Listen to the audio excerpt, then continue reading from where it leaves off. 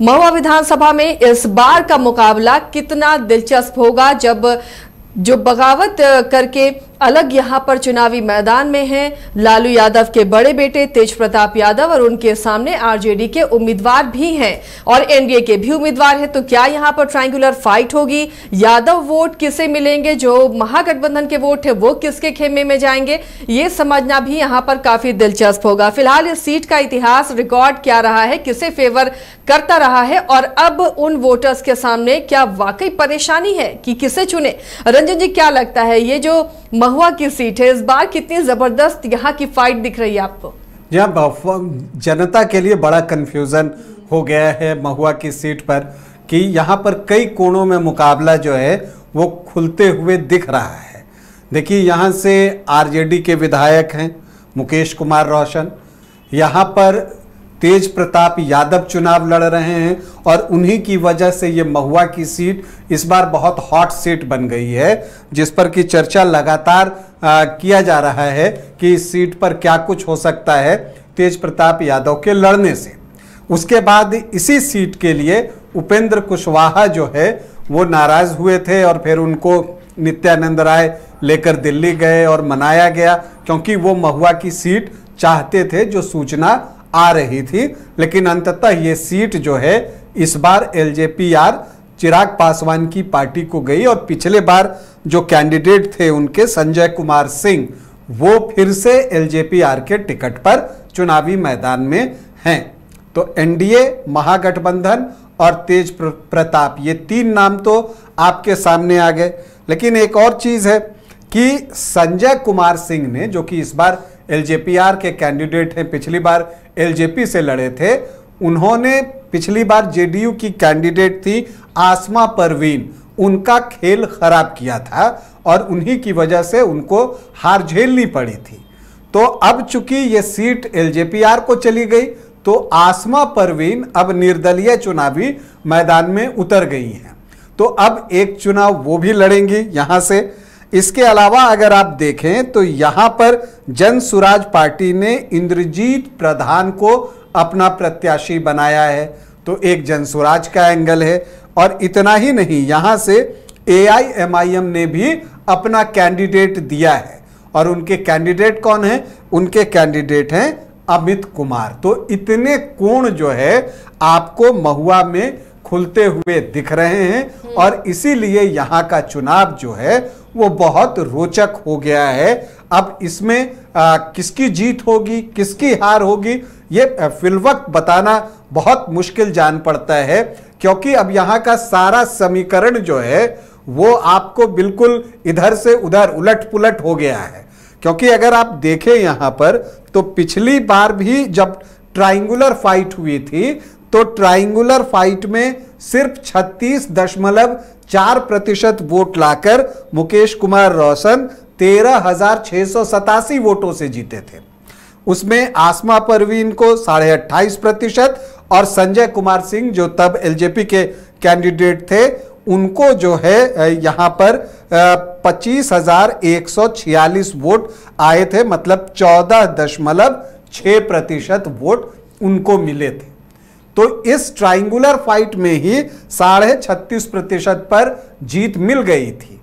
अब इस बार ये कोण और बढ़ेगा, क्योंकि ये तीनों तो हैं साथ में, अब तेज प्रताप यादव की भी एंट्री हो गई है और वो अपने काम गिना रहे हैं। वो कहते हैं कि हमने जो है यहाँ पर मेडिकल कॉलेज दिया है, अब इंजीनियरिंग कॉलेज देंगे। वो अपने काम गिना रहे हैं जब वो महुआ के विधायक थे और उनके समर्थन में लोग दिख भी रहे हैं।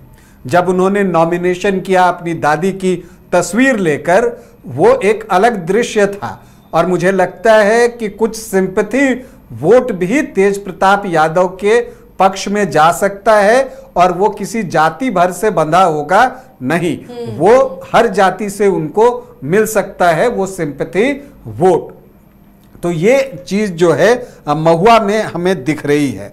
आप यहाँ के अगर देखिए कि जातीय समीकरण क्या है तो आपको दिखेगा कि यहाँ पर जो यादव हैं वो 18 से 19% हैं और जो मुस्लिम हैं वो 15.1% हैं। तो 33-34% वोट तो एमओवाई का हो जाता है।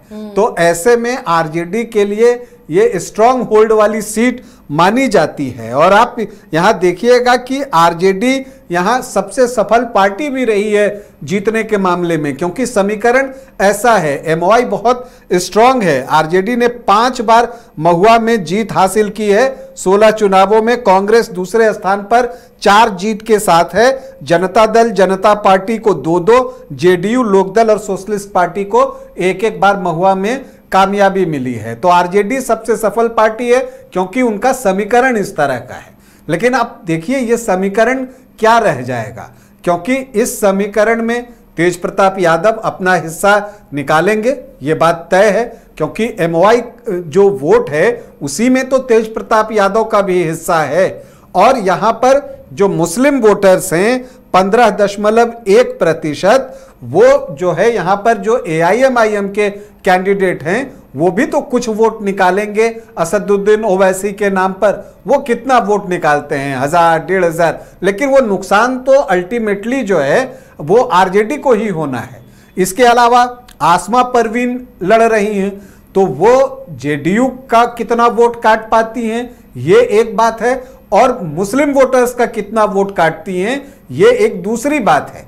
तो ये इस चीज पर भी यहां का परिणाम जो है वो निर्भर करेगा। यहां पर अगर आप देखें तो जो सामान्य जाति है वो सिर्फ 7 से 8% के आसपास होंगे, जिसमें राजपूत 4 से 5%, भूमियार 1 से 1.5% और ब्राह्मण 1.5 से 2%, तो 7 से 8%। लेकिन जो संजय कुमार सिंह हैं, जब पिछली बार एलजेपी के टिकट पर लड़े थे तो उनको 14.6% वोट आया था। मतलब उनको कहीं और से भी वोट मिल रहा है। वो कौन सा ब्लॉक है? तो आप यहां पर अगर इस चीज को देखिए तो यहां जो अनुसूचित जाति के वोटर्स हैं वो 21% से ज्यादा हैं, 21.17%, जो कि चिराग पासवान के नाम पर जो है वो एलजेपीआर को वोट कर सकते हैं। और उस वोट पर भी एलजेपीआर की नजर इस बार रहने वाली है। यहां पर पासवान वोटर्स की संख्या बहुत अच्छी है। अगर आप सिर्फ सरनेम देखें तो 11.6% तो सिर्फ पासवान वोटर्स हैं। और जो महुआ है वो हाजीपुर लोकसभा के अंतर्गत आने वाली विधानसभा की सीट है, मतलब चिराग पासवान की सीट है।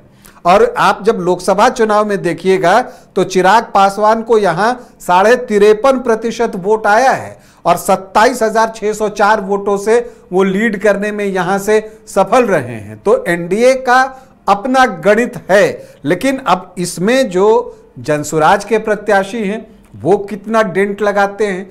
आसमा परवीन जो यहां पर जेडीयू के जो वोट हैं, जिनका के हिस्सा यहां पर अच्छा खासा है, वो कितना डेंट जेडीयू के वोटों में लगाती हैं। क्योंकि यहां पर आप देखिएगा कि जो कुशवाहा हैं वो 9 से 10% हैं और कुर्मी भी जो हैं 3 से 3.5% के आसपास हैं। तो 12 से 14% वोट लवकुश के हैं और वैश्य 9 से 10% हैं।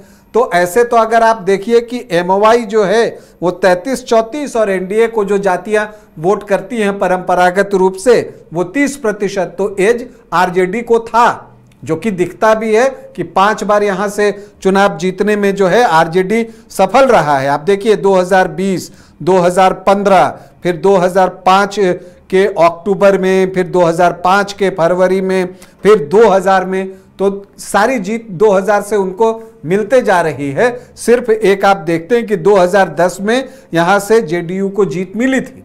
तो इसीलिए इस सीट का जो समीकरण है पूरा उलट पुलट हो गया है।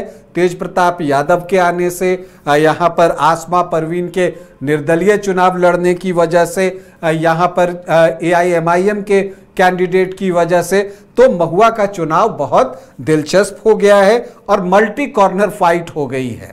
और जब मल्टी कॉर्नर फाइट होती है तो आप मानकर चलिए कि अगर आप 32 से 34% वोट भी लाते हैं तो जीत आपको मिल सकती है। तो अब देखना यह है कि महुआ से क्या तेज प्रताप यादव जो है वो जीत हासिल करते हैं, या फिर जो यहां पर मुकेश कुमार रोशन पिछली बार उन्होंने लालटेन जलाया था, फिर से वो लालटेन जलाएंगे, या संजय कुमार सिंह जो है इस बार जो है महुआ में जीत का परचम लहराएंगे। तो कुल मिलाकर महुआ में मल्टी कॉर्नर फाइट और इस बहुकोणीय मुकाबले में जीत किसकी होगी, इसके लिए हमें चुनाव परिणाम तक इंतजार करना पड़ेगा।